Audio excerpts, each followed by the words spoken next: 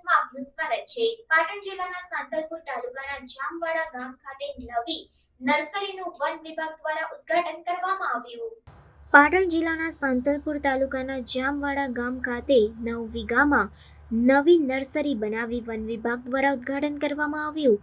એક પેડ માં કે નામ વડાપ્રધાન નરેન્દ્રભાઈ મોદી સાહેબનું સ્વપ્ન અને ગુજરાતના મુખ્યમંત્રી ભૂપેન્દ્રભાઈ પટેલના વિઝન અનુસાર 2 હેક્ટર જમીનમાં નર્સરીનું ઉદ્ઘાટન કરવામાં આવ્યું।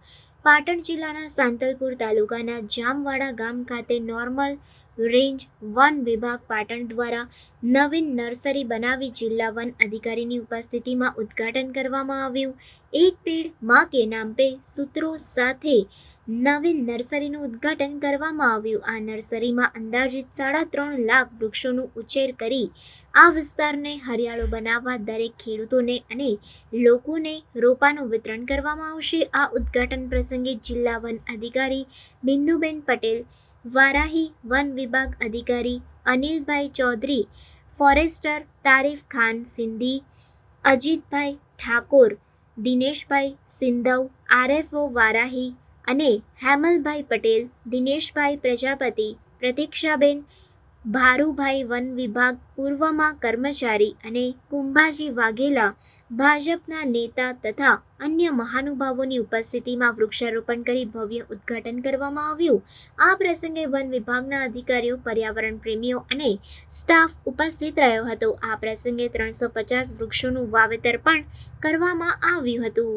વડાપ્રધાન શ્રી નરેન્દ્રભાઈ મોદીનું જે મિશન છે અને માનનીય મુખ્યમંત્રી સાહેબનું જે વિઝન છે એ અંતર્ગત એક પેડ માં કે નામ કાર્યક્રમ હેઠળ આજે આપણે જામવાડા નોર્મલ રેન્જની નર્સરી ખાતે ગામ લોકોની ઉપસ્થિતિમાં, પત્રકારશ્રીઓની ઉપસ્થિતિમાં અને સ્ટાફની ઉપસ્થિતિમાં જે વૃક્ષારોપણનો કાર્યક્રમ કરવામાં આવેલ છે।